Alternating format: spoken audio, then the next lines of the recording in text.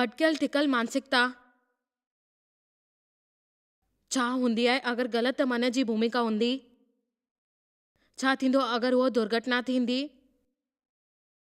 पकि तव्हां मां घणेई माण्हू दृष्टिकोण हूंदा आहिनि, बिल्कुलु सही आहिनि, ऐं उहो कुझु माण्हुनि जे लाइ अॻिते ॿुधी करे तव्हां सां थोरी ॻाल्हियूं कंदा। आमेन। प्रभु जी असांजे सभिनी जे जीवन लाइ महान योजना आहे, हर हिक जे लाइ उहो करे सघंदा। उन जे वचन में असांखे अभिवचन करणो आहे। उहो चाहिनि था कि असां अॻियां वधूं। हर हिक इंसान लाइ उहो करनि था जेको अभिवचन हूंदो आहे, ऐं उहो ॼाणनि था। कुझु माण्हू मञे थो त उन अभिवचन में ई जीअणा आहिनि, ऐं कुझु माण्हू नथा मञनि इहा ॻाल्हि चवणु। छो? मूंखे लॻे थो असांजो इसराइल माण्हुनि सां हिकु आहे, ऐं असांखे उदाहरण मिलियो आहे कि असां हुन जा ग़ुलाम हुयासीं, ऐं भरोसो आहे कि असां हुन जे करे छड़ो इहो करे सघंदा कि पाप में जीअण वांगुरु। इहे त उहो आहे, प्रभु ॼाणे थो त असां कीअं आहियूं ऐं असांखे ख़बर पए उहो छा आहे। प्रभु उन्हनि खे ॿाहिरि कढियोसीं ऐं उन्हनि खे चईं कि तव्हां सफ़र करणो पवंदो, तव्हां कयो। उन्हनि ॿाहिरि कढियो अंदरि वञण लाइ। सफ़र उन जॻह ते जिते उहो चवंदा आहिनि कि, ऐं उहो 11 ॾींहंनि जो सफ़र हुयो। बाइबल ॿुधाए थी कि उहो 11 ॾींहंनि जी यात्रा हुई, ऐं मिस्रनि खां वचन ॾिनई। उन में 40 साल लॻा उन 11 ॾींहंनि जी यात्रा जे लाइ। हाणे असां सभिनीनि सां गॾु यात्रा थींदी आहे, ऐं असां महसूसु कंदा आहियूं उहो कि असां सां गॾु यात्रा आहे प्रभुअ सां। असांखे बि हुननि सां गॾु हलणो आहे, ऐं खोड़ सारी ॻाल्हियूं करणियूं आहिनि। हर साल असांजे जीवन में ईअं कुझु थींदो आहे कि असां पंहिंजी यात्रा कंदा आहियूं प्रभुअ सां गॾु, ऐं असां में उहो अनुमान लॻायो थी वेंदो आहे त असांखे छा करणो आहे, ऐं असां उते रहूं था जिते असांखे क़ाइमु करणो आहे उहो कमु, ऐं असां आसे पासे में ॾिसूं था कि असां भटकजी त न विया आहियूं। उहो सावधानी वठणु खपे असांखे, ऐं असांखे दोष न लॻाइणो आहे ॿियनि जे मथां, शत्रु मथां बि। मां ॿीहर चवंदमि, अक्सर दोष ॾींदा आहियूं, इहो शैतान जी ग़लती आहे। इन जे लाइ छो त मुंहिंजी परवरिश अहिड़ी थी हुई, छोकरे बल्कि माण्हू ईअं अवसर मिलंदो आहे, माण्हुनि खे मिलियो, मूंखे न। तव्हांखे इहो सम्झ में न ईंदो, तव्हां कहिड़ी ज़िमेदारी नथा खणो। तव्हां हमेशा ईअं चवंदा आहियो कि तव्हांजी प्रगट थिए असां खां पहिरीं। घणेई साल पहिरीं 20 सालनि ताईं प्रभु मूंखे प्रकट कयो। उन जो शत्रु न हुया, छाकाणि त उन्हनि खे लॻे पियो कि तव्हांखे इहो करणु खपे ऐं तव्हां इहो कंदव, ऐं तव्हां अची करे दृष्टिकोण ॾींदव। उहो सवाल हुयो। उन जे वीचारधारा ते असांखे उहो स्वभाव रखणो हुयो, जंहिंजे करे उहो वचन ऐं अभ्यास करणो हुयो। आशाजनक जेकी रीत हुई उहो सिखणो हो। कुझु कल्पना थींदी हुई जंहिंमें असांखे महत्वपूर्ण शब्द मिलंदा हुया, ऐं जंहिंसां भरियल हूंदा हुया प्रभु जा वचन। प्रभु जा वचन निकिरंदा आहिनि विश्वास सां भरियल मुंहं में। उहो हिकु ख़िलाफ़ होशियार थी वेंदो आहे शैतान जे लाइ। इहो छड़ो हिकु रस्तो हूंदो आहे सचपच ॼाणण जो कि असां वचन सिखिजी करे असां हिकु वचन में ॾियण लॻायूं। इहो सभु कुझु तव्हांजे वीचार में आहे। हिन जे करे तव्हांजे वीचारनि में जेको लेखो जोखो जी शुरूआति करे सघंदा आहियो, उन जी ज़रूरत आहे तव्हांखे शुरूआति करण जी। तव्हां उहो कयो ऐं सोचियो सही चुनाव। पहिरीं निर्जल जॻह ते असां मानसिकता ते उन जॻह ते रखी सघंदा आहियूं उन जो भविष्य जे बारे में। कुझु असां सकारात्मक दर्शन कोन था कयूं, हिकु नकारात्मक दृष्टिकोण सां असां हुन जे लाइ सभु कुझु करियूं था जेको असांखे न करणो आहे। प्रभु चाहे त असां वटि उमेद हुजे, आशा हुजे, सपनो हुजे, हिकु दर्शन हुजे उनखे पूरो करण जे लाइ, ऐं असां मानसिकता में उहो ॾिसूं था जेको असांखे उन सभा में लिखियलु आहे कि तव्हांखे उहो करणो आहे जेको तव्हांजी मनोवृत्ति आहे। ऐं तव्हांखे केरु चए थो कि तव्हांखे सभाउ, केरु मुंहिंजे लाइ सभु कुझु करे, मां ज़िमेदारी वठण वारो कोन आहियां।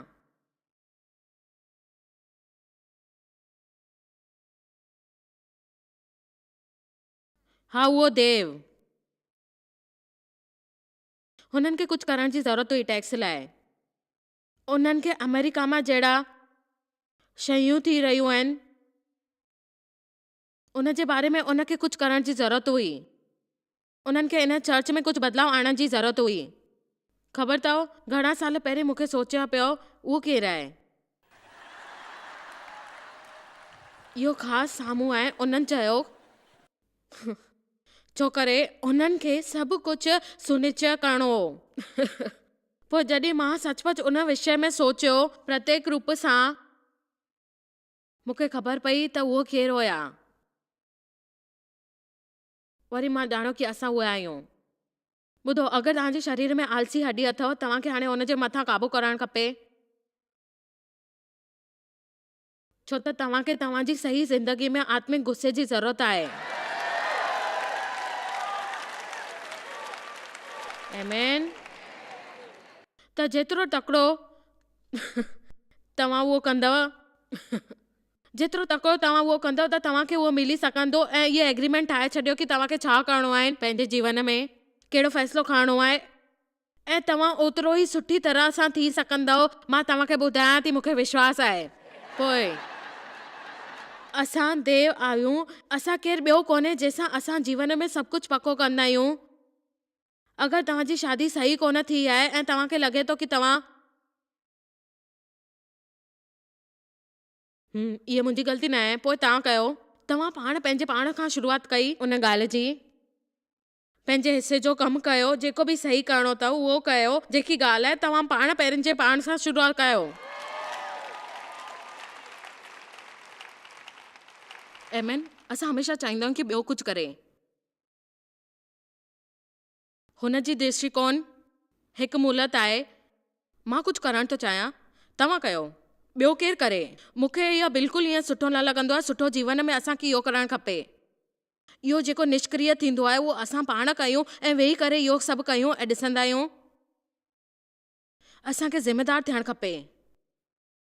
उन अॼुकल्ह ज़िमेदारीअ ते असांखे ॾाढी घणी लोकप्रिय थींदी आहे ऐं अॼुकल्ह जाम समस्याऊं ऐं परेशानियूं थींदियूं आहिनि, जंहिंजे करे दुखी रीत सां असां पुठियां मुड़ी करे ॾिसंदा आहियूं त इहो छा थी रहियो आहे, जंहिंजे करे आहे। प्रभु असांखे हमेशह ज़िमेदार ठाहिण लाइ, ज़िमेदार जो सवाल मतिलबु आहे त असां प्रतिक्रिया कयूं ऐं क्षमता रखूं उन ॻाल्हि जी जेको प्रभु असांखे चए थो। उहो शयूं जो परवाह कयो जेके तव्हांजे जीवन में आहिनि ऐं उन में क्षमता रखो जेको प्रभु चए थो कि तव्हां आहियो। ज़िमेदारी जो मतिलबु आहे त तव्हां प्रतिसाद ठही अवसर जेको तव्हांखे मिले थो उहो तव्हां खणो। मूंखे हमेशह अब्राहम जो ज़िक्र यादि आहे ऐं सुठो लॻंदो आहे कि प्रभु तव्हां उन वटि आया आहियो जेको हिकु अहिड़ो इंसानु आहे, उहो नाचा ॿधी सघे थो ऐं नाचा जेको आहे उनखे आसीस खणी करे तव्हां उहो करे सघंदा आहियो। उहो तव्हांखे ॿुधाए थो पंहिंजे पिता जे घर छॾे करे उन देश में हली वियो। तव्हांखे ॾेखारण लाइ उहो उथी करे उहो जीवन में जेकी बि गड़बड़ी कई ऐं उन खां ॿाहिरि निकितो, उन जी प्रगति थी। तव्हांखे ख़बर आहे त अब्राहम पहिरियों इंसानु कोन हुयो जेको अब्राहम चयो वेंदो आहे। मूंखे अचरज थींदो आहे, सचपच ईअं थींदो आहे कि प्रभु केतिरनि माण्हुनि सां गॾु ईअं कयो आहे ऐं मिली करे उन इहो सभु कई। इन जे लाइ मां हमेशह चवंदी आहियां, तॾहिं बि कॾहिं कुझु थियो त असां टीवी ते ॾिसंदा आहियूं ऐं ॻाल्हियूं कंदा आहियूं अवसर जी, पर भरोसो कयो। मां तव्हांखे चवां थी इहो न कयो, पर तव्हांखे इहो मौक़ो मिलियो आहे। इहो तव्हांजे लाइ मौक़ो आहे। मूंखे ख़बर आहे माण्हुनि जे जीवन में खोड़ मौक़ा ईंदा आहिनि ऐं छाकाणि त बाइबल में इहो ई लिखियलु आहे, तव्हांखे मिले थो। पोइ इहो हिकु मौक़ो आहे ऐं इहो करण जे लाइ प्रभु तव्हांखे कोन मिलंदा आहिनि। पोइ मां मुंहिंजे जीवन में 200 दफ़ा वंदे हुए जेको मुंहिंजे लाइ हुयो, असां ॿिए कंहिंखे आसीस पाईंदे ॾिसंदा आहियूं। पोइ छाकाणि त मूंखे ईअं लॻंदो आहे कि मुंहिंजी ज़िमेदारी जे करे निभायो।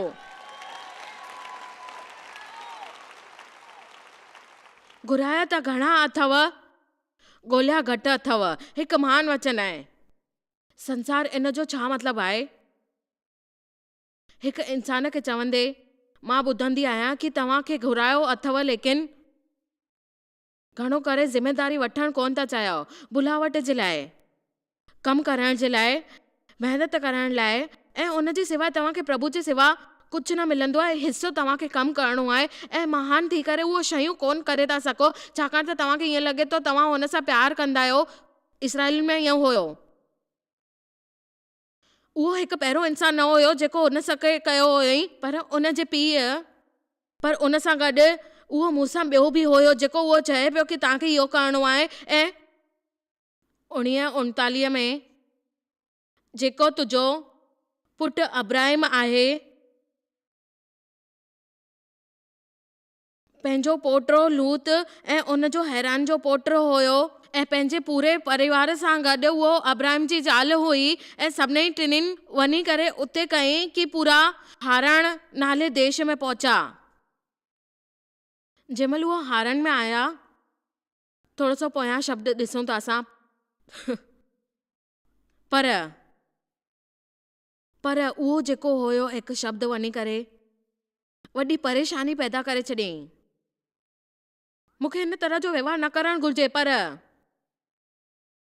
मूंखे ख़बर आहे इहो न खाइणु घुरिजे, पर मूंखे ख़बर आहे मूंखे माफ़ करणु घुरिजे, पर मूंखे आशा आहे कि तव्हां इहो हिकदमि कंदव, पर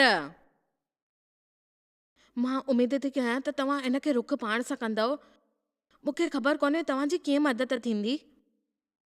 अगरि तव्हांखे ख़बर अथव छा करणो आहे, तव्हां उहो कोन कंदव कि अगरि तव्हांखे ख़बर आहे छा सही आहे, उहो कोन कंदव, वरी मुड़ी करे पुठियां ॾिसंदव।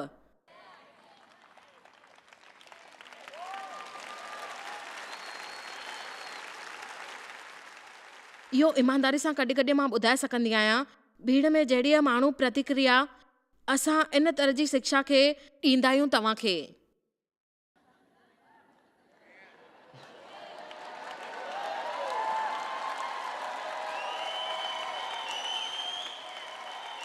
मां हरदम माण्हुनि खे चवंदी आहियां तव्हांखे ख़बर अथव मिठाई जी सेवकाई कोन्हे।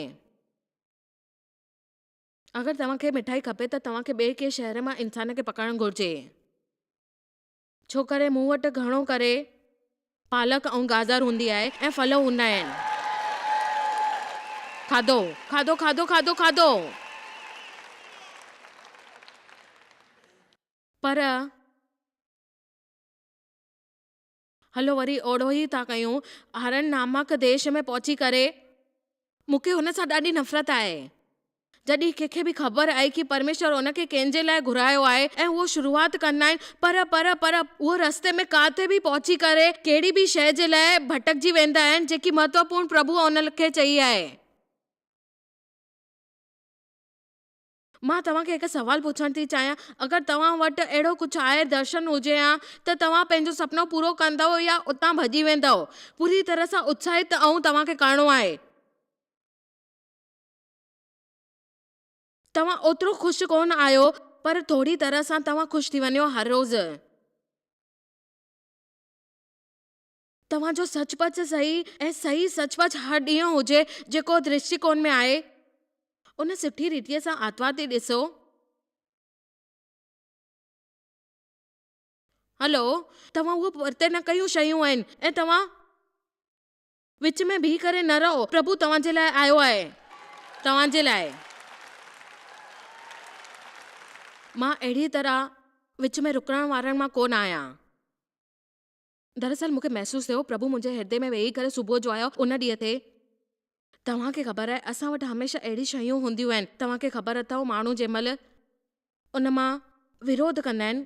ख़बर अथव मुंहिंजे साम्हूं आयो ऐं चई आत्मा में ॾाढो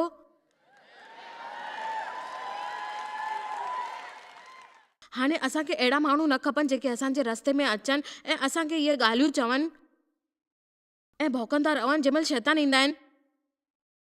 बहितर आहे कि तव्हां बलशाली थी वञो ऐं बहितर थींदो कि तव्हां इन तरह सां अॻियां वधो जंहिं महिल तव्हांखे क़ाबू करण लाइ केरु चए।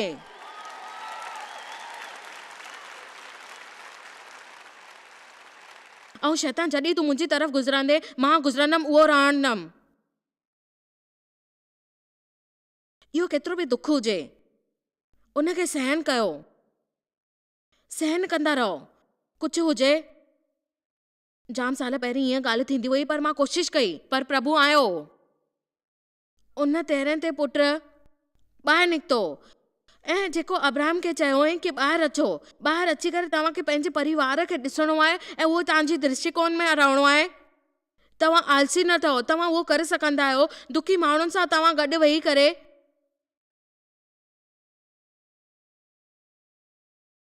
चवण जो मतिलबु आहे शैतान सां ओड़ी ई ॾाढी परेशानी आहे। अहिड़े माण्हुनि खे घुर्जे। मूंखे जेको ख़ुशि करे सघे उहो ई मुंहिंजे जीवन में खपे।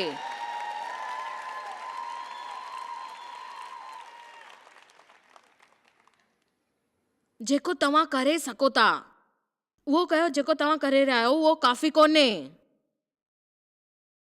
जेको तव्हां करे रहिया आहियो प्रभु उहो कंदो जेको तव्हां नथा करे सघो।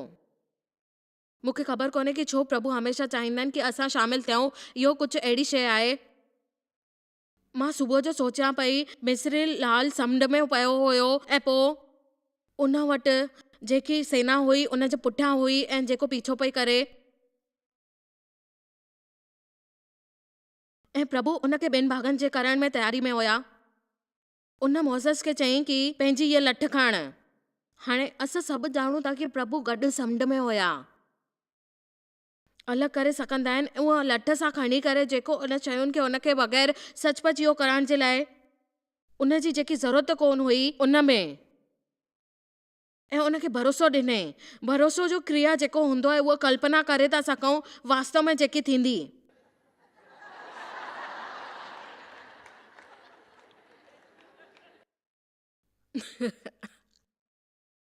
उन्हनि उहो ई कयो जेको करणो हो। प्रभु उन्हनि खे उहो कयो जेको उहो न पिया करे सघनि। मां उन इंसान जे बारे में सोचींदी आहियां जेको रुकजी करे ऐं विकलांग हथ वारो हुयो, ऐं तव्हांखे ख़बर आहे इन जो मतिलबु छा आहे। उहो साफ़ बिल्कुलु कोन हलाए सघंदो हुयो ऐं उन खां पोइ उनखे ख़बर पई। यीशु इहा ई ॻाल्हि कई हुई ऐं जंहिंमहिल उनखे करण लाइ चयईं, उन्हनि चयो मां पंहिंजे हथ वधायो। हिकु मिंट, हेलो, इन जे लाइ मां हिते आहियां छो करे पंहिंजो हथ न वधाए सघां थो।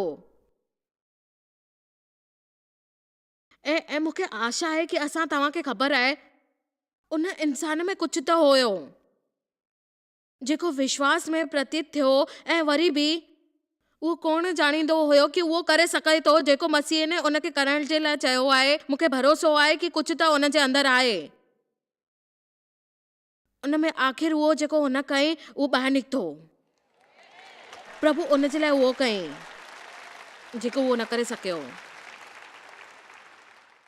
ऐं मां तव्हांखे ॿुधायां थी, छड़ो घणा दफ़ा मुंहिंजे जीवन में अहिड़ो थियो ऐं मूंखे लॻंदो हुयो तव्हांखे ख़बर आहे उहो सभु मां इहो कयां पई थी।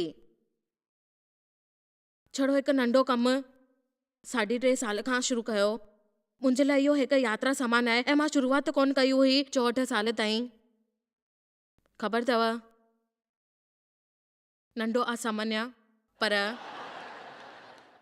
अहिड़ो कोन आहे कि प्रभु मूंसां गॾु कमु कोन था करणु चाहिनि। सालनि खां पोइ मां जाम तरीक़े सां इहो कमु कयो आहे। इन जे लाइ मूंखे इहो सभु करणो पियो। मां हमेशह इहो कंदी रहियसि त मूंखे ख़बर पई त मूंखे छा करणो आहे मुंहिंजे जीवन में। मूंखे करणो आहे उहो सभु कयो। उन सॼे प्रक्रिया में प्रभु जेको चाहे पियो उहो कयईं, छाकाणि त मूंखे इहो करणो हुयो, इहो करणु घुरिजे। उन में मूंखे छा करणो हुयो, उन चयईं कि तोखे इहो करणो आहे। उथी करे उहो चवनि पिया जॉइस एक्सरसाइज थींदो आहे, त मुंहिंजो मतिलबु आहे मां शहर खां ॿाहिरि वञा त पोइ उहो कयो। ऐं पोइ मां पंहिंजे पाण खे इहो पहुचायो। ऐं ख़बर अथव अॻिते अॻिते वञी करे उन प्रक्रिया में मूंखे जाम चोट लॻी ऐं मुंहिंजी पुठीअ में जाम बुरी तरह सां चोट लॻी।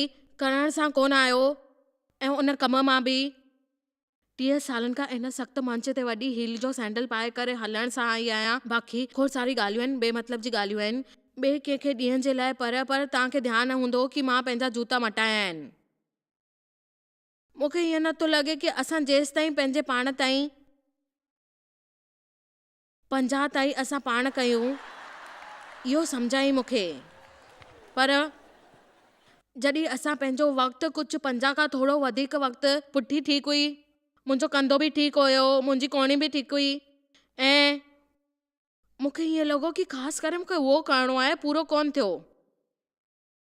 पोइ मुंहिंजे पैर में मां हुनखे पूरो न कयो। मां उहो शैतान जे लाइ चयो। मां तव्हांखे कुझु ॿुधायां थी, मां इन जिम में तेसि ताईं रहंदमि जेसि ताईं सभु कुझु थिए, पर ख़ाली नंढी आंगुर। ॾिसो, इहे ई नंढी आंगुर जे करे सचपच थियो। मां उनखे ॿुधायो कि उन आत्मा में शक्ति आहे ऐं मां उनखे छॾण वारी न आहियां।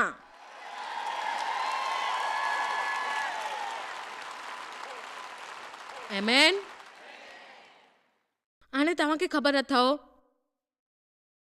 अहिड़ा हिकु अंधा इंसान आहिनि, उनजो मतिलबु कुझु बि आहे, ऐं उहो चङाईअ जे लाइ चिल्लाए पिया आहिनि। यीशु उन्हनि खे चयो, उन ते थुक फिटी कई ऐं उन थुक सां थपियल चमत्कारी रूप सां उन अखियुनि ते मेटियईं। उहो जाम उनखे चयईं, वञ शिलो जे कुंड में धोई अच। वञ, माफ़ कजो, ॾिसी मां नथो सघां, मां कुंड बि नथो ॾिसी सघां, मां अहिड़ा ताईं वञण में किरी सघां थो। इन तरह जी कहिड़ी बि शइ जेकी यीशु माण्हुनि खे करण लाइ चए थो, तव्हांखे ख़बर कोन्हे कि यीशु छा आहे, पर तव्हां उन इंसान मां कुझु अहिड़ा आहियो। मूंखे ख़बर कोन्हे, शायदि पोइ कुझु चमत्कार हुजण जे अंदरि हुन जे करे उहो अॻियां वियो। ख़बर अथव, जेको उनखे ॿुधाए पियो, मार्गदर्शन मिलियो ऐं हुन वटि वियो। आमेन।